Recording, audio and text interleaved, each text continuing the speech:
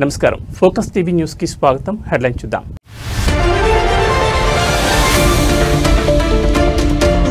ఢిల్లీ పేలుడు కేసులో కీలక మలుపు, కాన్పూర్లో మరో డాక్టర్ అరెస్ట్.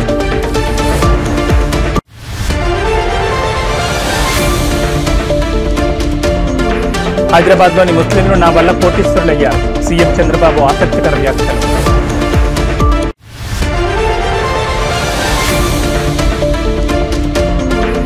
రేపు తేలనున్న జూబ్లీహిల్స్ ఉప ఎన్నిక ఫలితం, యూసఫ్గూడలోని కోట్ల విజయభాస్కర్ రెడ్డి స్టేడియంలో ఓట్ల లెక్కింపు.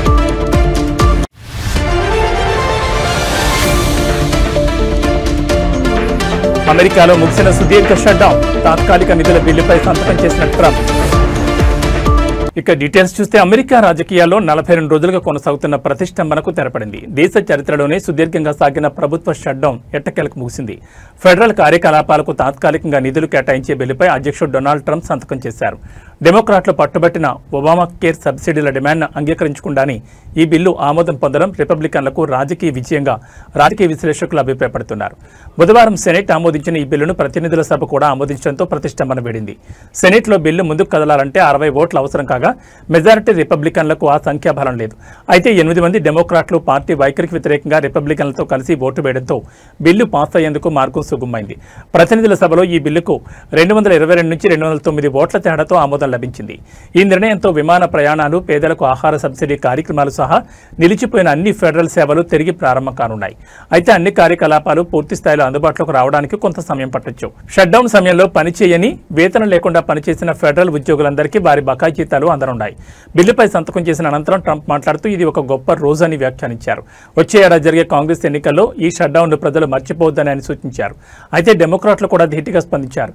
ప్రతినిధుల సభలో డెమోక్రాటిక్ నేత హకీమ్ జెఫ్రీస్ మాట్లాడుతూ ఈ ఏడాదైనా రిపబ్లికన్లు ఒబామా కేర్ ట్యాక్స్ క్రెడిట్లను పొడిగించాలి, లేదంటే వచ్చే ఏడాది ఎన్నికల్లో అమెరికా ప్రజలు వారిని ఉద్యోగాల నుంచి తొలగిస్తారని హెచ్చరించారు.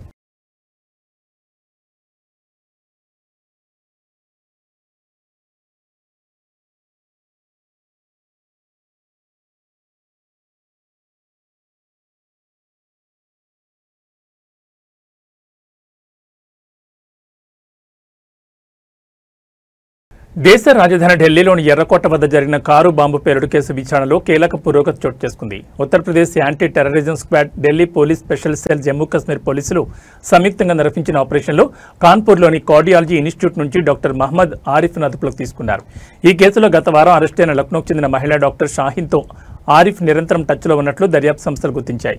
విచారణ వర్గాల సమాచారం ప్రకారం డాక్టర్ షాహీన్ ఫోన్ రికార్డులను పరిశీలించినప్పుడు ఆరిఫ్ పేరు వెలుగులోకి వచ్చింది. జమ్మూ కాశ్మీర్లోని అనంతనాగ్కు చెందిన ఆరిఫ్ నీట్ SS 2024 బ్యాచ్ విద్యార్థి. ఫరీదాబాద్లోని అల్ ఫలా యూనివర్సిటీలో అతను విద్యను అభ్యసించినట్టు తెలుస్తోంది. గత వారం అరెస్టైన డాక్టర్ షాహీన్ షాహిద్ ఎర్రకోట పేలుడు, ఫరీదాబాద్ టెర్రర్ మాడ్యూల్కు మధ్య కీలక వ్యక్తిగా, ప్రధాన అనుసంధానకర్తగా ఉన్నట్లు ఏజెన్సీలు అనుమానిస్తున్నాయి. జైషే మహమ్మద్, అన్సార్ గజ్వత్ ఉల్ హింద్ అనే 2 ఉగ్రవాద సంస్థలతో సంబంధం ఉన్న ఫరీదాబాద్ మాడ్యూల్ను జమ్మూ కాశ్మీర్ పోలీసులు ఛేదించిన విషయం తెలిసిందే. ఈ క్రమంలోనే ఫరీదాబాద్లోని దౌస్ గ్రామంలో అద్దెకు తీసుకున్న ప్రాంగణంలో భారీగా పేలుడు పదార్థాలు స్వాధీనం చేసుకుని డాక్టర్ ముజ్మిల్ అహ్మద్ గనాయ్ను అధికారులు అరెస్ట్ చేశారు.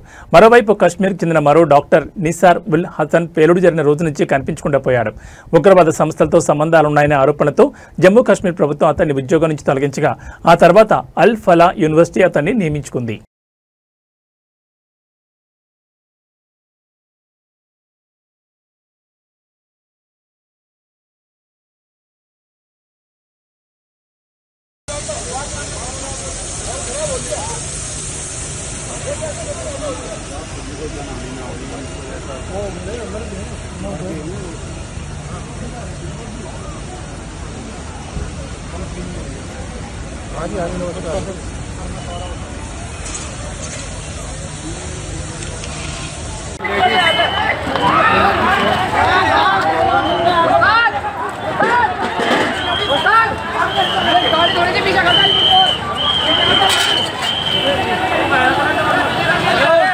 హైదరాబాద్లోని ఓల్డ్ సిటీ ముస్లింలు తన వల్ల కోటీశ్వర్లయ్యారని సీఎం చంద్రబాబు అన్నారు.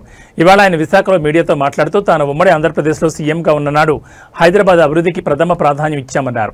సమస్యాత్మక ప్రాంతమైన ఓల్డ్ సిటీ పక్కనే దూరదృష్టితో ఎయిర్పోర్ట్ను ఏర్పాటు చేశామని తెలిపారు.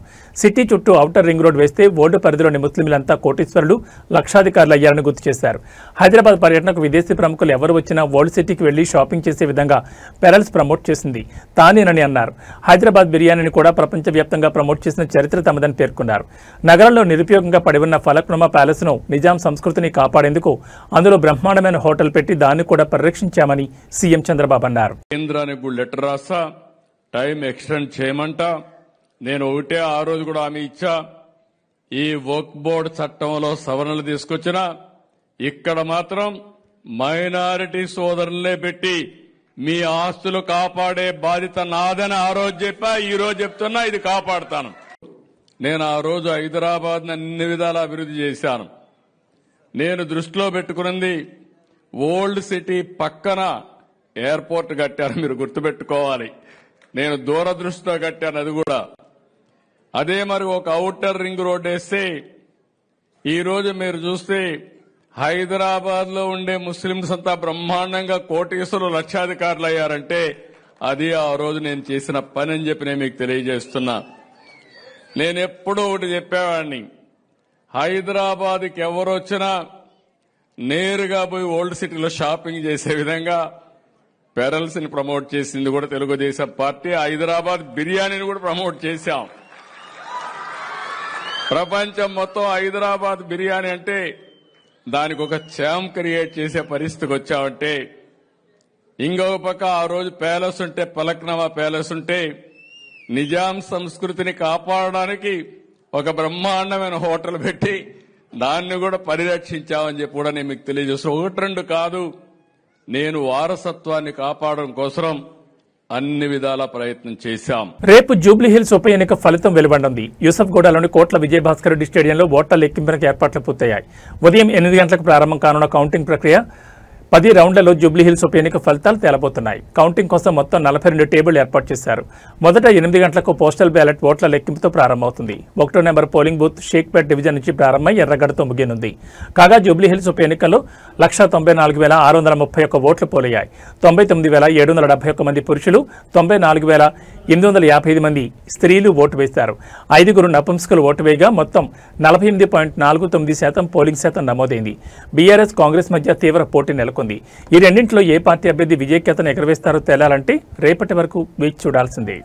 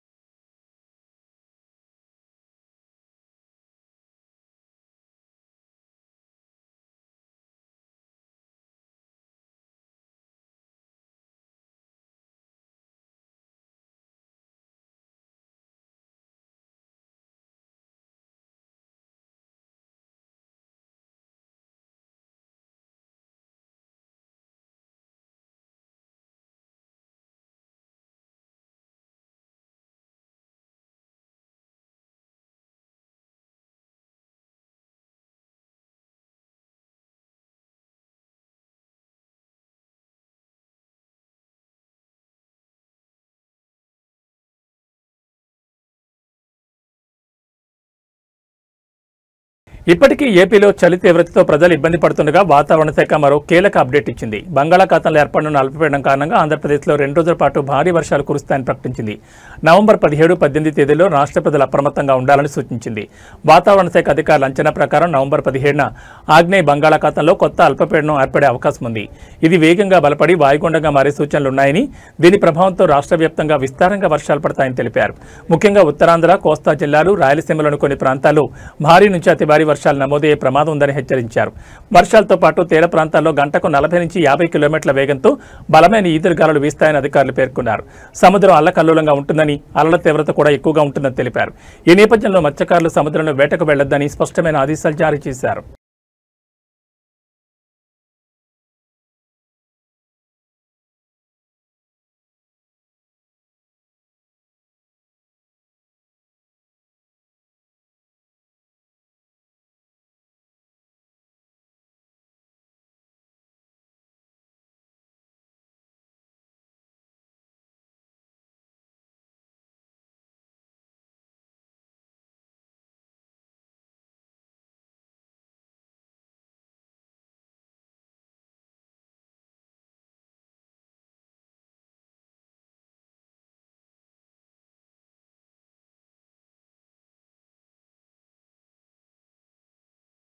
హనుమకొండలో ఓ స్కూల్ యాజమాన్యంపై విద్యార్థి సంఘాల దాడి వీడియో కలకలం రేపుతోంది. హనుమకొండ జిల్లా కేంద్రంలోని స్మైల్ డీజీ స్కూల్ కరెస్పాండెంట్ శ్రీనివాసవరంపై విద్యార్థి సంఘాల నాయకులు దాడికి పాల్పడ్డారు.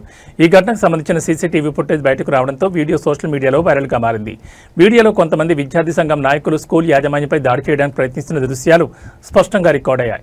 సంఘ నాయకులు చందాల పేరుతో స్కూల్కు వచ్చి యాజమాన్యంతో వాగ్వాదానికి దిగిన తర్వాత దాడికి పాల్పడ్డారనే ఆరోపణలు వినిపిస్తున్నాయి. ఈ ఘటనకు నిరసనగా ఉమ్మడి వరంగల్ జిల్లా వ్యాప్తంగా అన్ని ప్రైవేట్ విద్యా సంస్థలు బంద్ పాటిస్తున్నట్లు ట్రస్మా ప్రతినిధులు ప్రకటించారు. వారు స్కూల్ యాజమాన్యంపై జరిగే ఇలాంటి దాడులను కఠినంగా ఖండిస్తూ ప్రభుత్వాన్ని తక్షణ చర్యలు తీసుకోవాలని డిమాండ్ చేశారు.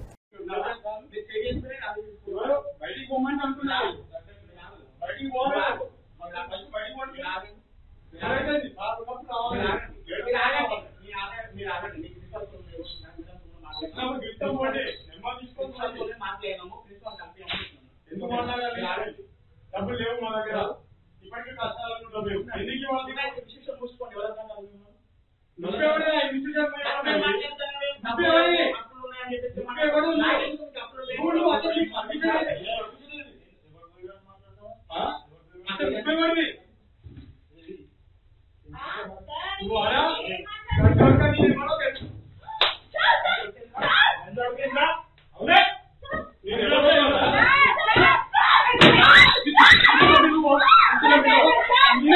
మాజీ మంత్రి వైసీపీ సీనియర్ నేత అంబటి రాంబాబుపై కేసు నమోదైంది. ఆయనతో పాటు మరికొందరు వైసీపీ నాయకులపై కూడా గుంటూరు జిల్లా పట్టాభిపురం పోలీసులు కేసు నమోదు చేశారు.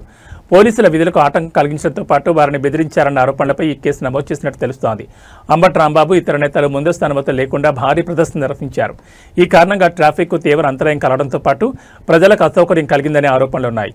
ఈ ఘటనపై చర్యలు తీసుకున్న పోలీసులు విధుల్లో ఉన్న తమను బెదిరించారని పేర్కొంటూ కేసు నమోదు చేశారు. అంబటి రాంబాబుతో పాటు ఇతర నిందితులపై భారతీయ న్యాయ సంహితలోని 132, 126(2), 351(3), 189(2), రెడ్ విత్ 190 సెక్షన్ల కింద కేసు నమోదు చేసినట్లు పోలీసులు వివరించారు. ఈ ఘటనపై పోలీసులు తదుపరి దర్యాప్తు చేస్తున్నారు. గుంటూరు పట్టణంలో నిన్న వైద్య కళాశాలల పీపీపీ విధానాన్ని వ్యతిరేకిస్తూ వైసీపీ ఆధ్వర్యంలో ప్రదర్శన నిర్వహించారు. ఈ సందర్భంలో పోలీసులు అనుమతి లేదని అడ్డుకోవడంతో పోలీసులతో అంబటి వాగ్వాదానికి దిగారు. దీంతో అక్కడ కొద్దిసేపు ఉద్రిక్త పరిస్థితులు నెలకొన్నాయి. ఈ ఘటనపై పోలీసులు చర్యలు చేపట్టారు.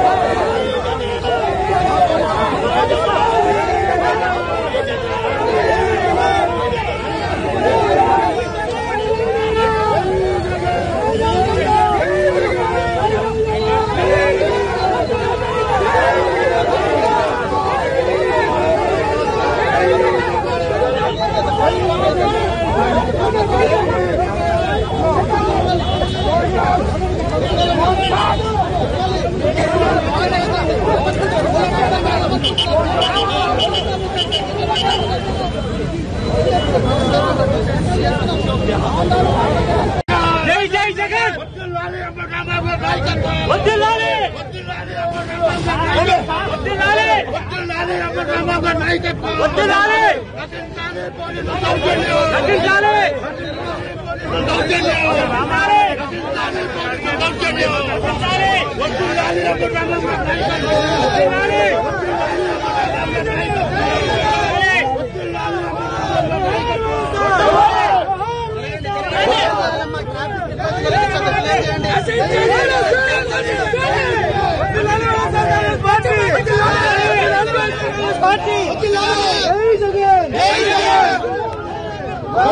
రంగారెడ్డి జిల్లా రాజేంద్రనగర్లో మంగళవారం అర్ధరాత్రి గుజరాత్ ఏటీఎస్ పోలీసులు సోదాల కలకలం సృష్టించాయి.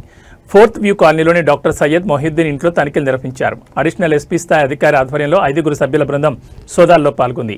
3 రకాల లిక్విడ్లతో పాటు కంప్యూటర్, పలు రకాల బుక్స్, ఆయిల్ తయారు చేసే మిషన్ సహా పలు డాక్యుమెంట్లను స్వాధీనం చేసుకున్నారు. సయ్యద్ సోదరుడు ఒమర్ ఫారూక్కి నోటీసులు ఇచ్చి సెర్చ్ నిర్వహించారు. అనంతరం సామగ్రిని సీజ్ చేశారు. ఇదిలా ఉండగా భారతదేశంలో పెను విధ్వంసం సృష్టించేందుకు కుట్ర పన్నారనే ఆరోపణలపై హైదరాబాద్ చెందిన డాక్టర్ సయ్యద్ అహ్మద్ మొహిద్దీన్ను గుజరాత్ యాంటీ టెర్రరిస్ట్ స్క్వాడ్ పోలీసులు ఆదివారం గుజరాత్లోని బనస్కాంత జిల్లాలో అరెస్ట్ చేసిన విషయం తెలిసిందే. మొహిద్దీన్ అరెస్టుపై కుటుంబ సభ్యులు ఇటీవల స్పందించారు. తన సోదరుడు మంచోడని, ఎవరో కావాలనే కుట్రలో ఇరికించారని ఆవేదన వ్యక్తం చేశాడు. తన బ్రదర్ ఉగ్రవాద కార్యకలాపాలతో లింక్స్ ఉన్నట్లు తెలియదని చెప్పాడు. ఒకవేళ తమ సోదరుడు తప్పు చేస్తే కఠినంగా శిక్షించండి అని ఉమర్ ఫారూక్ అంటున్నాడు. మా సోదరుడు మొహిద్దీన్ ఎవరో ట్రాప్ చేసి కుట్రలో ఇరికించారు. మా బ్రదర్కు ఉగ్రవాద కార్యకలాపాలతో లింక్స్ ఉన్నట్లు మాకు తెలియదు. నవంబర్ 5న బిజినెస్ డీల్ ఉందని చెప్పి ఇంట్లో నుంచి గుజరాత్ బయలుదేరాడు. 9వ తేదీన ఏటీఎస్ వారు నాకు ఫోన్ చేసి మీ బ్రదర్కు ఉగ్రవాదులతో సంబంధం ఉన్నాయని అరెస్ట్ చేశామని చెప్పారు. మొహిద్దీన్ నివాసాన్ని ముట్టొద్దు, 2 రోజుల్లో వచ్చి ఆయన రూమ్లో ఉన్న సామాగ్రి స్వాధీనం చేసుకుంటామని ఏటీఎస్ పోలీసులు చెప్పారన్నారు. ఇంటికి ఏటీఎస్ పోలీసులు వచ్చారు. సామాన్లు సీజ్ చేసి తీసుకువెళ్లారు. ఏటీఎస్ అరెస్ట్ చేసిన వారిలో మరో 2 ఆజాద్ సులేమన్ షేక్, మహమ్మద్ సుహైల్ వారితో మాకు ఎలాంటి లింక్స్ లేవని అన్నాడు.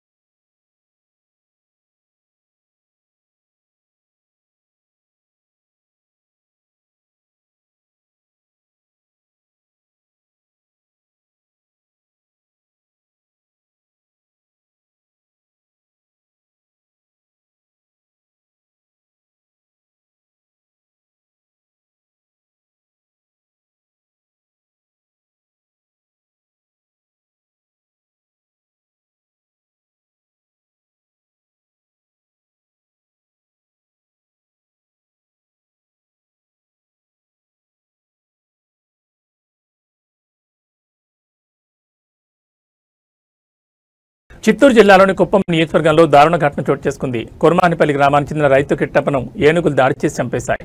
స్థానికులు తెలిపిన వివరాల ప్రకారం కిట్టప్ప తన రాగి పంటకు కాపలా కాయడానికి రాత్రి పొలానికి వెళ్లారు. గురువారం తెల్లవారుజామున అడవిలో నుంచి బయటకు వచ్చిన ఏనుగులు పొలంలో ప్రవేశించి పంటను నాశనం చేయడం ప్రారంభించాయి. వాటిని తరిమి వేయాలనుకున్న కిట్టప్ప ఏనుగులు దాడి చేసి తీవ్రంగా గాయపరిచాయి. పొలం వద్ద రైతు ఉంటున్న గుడిసెను ఏనుగులు పూర్తిగా ధ్వంసం చేశాయి. స్థానికులు ఘటనాస్థలకు చేరుకునేసరికి కిట్టప్ప అక్కడికక్కడ మృతి చెందినట్టు తెలిసింది. ఈ సమాచారం అందుకున్న కుప్పం అటవీశాఖ అధికారి జయశంకర్ సిబ్బంది సంఘటనా స్థలాన్ని పరిశీలించారు. ఈ ఘటనతో గ్రామంలో విషాద ఛాయలు నెలకొన్నాయి. ఏనుగుల సంచారం కారణంగా భయాందోళనకు గురవుతున్న పరిసర గ్రామాల ప్రజలు రక్షణ చర్యలు తీసుకోవాలని అధికారులను కోరుతున్నారు. కుప్పం నియోజకవర్గానికి చెందిన ఈ ఘటనపై అధికారులు దర్యాప్తును ప్రారంభించారు. అడవి జంతువుల నుంచి పంటలు, ప్రజలను కాపాడేందుకు అటవీశాఖ తక్షణ చర్యలు చేపట్టాలని గ్రామస్తులు డిమాండ్ చేస్తున్నారు.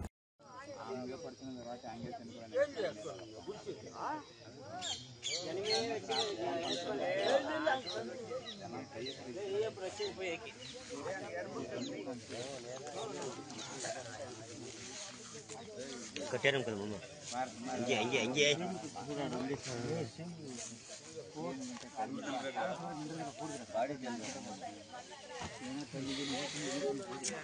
ए यम कदले दुंडो होटे दुंडा ए रा रा रा ए यो बच्चा ए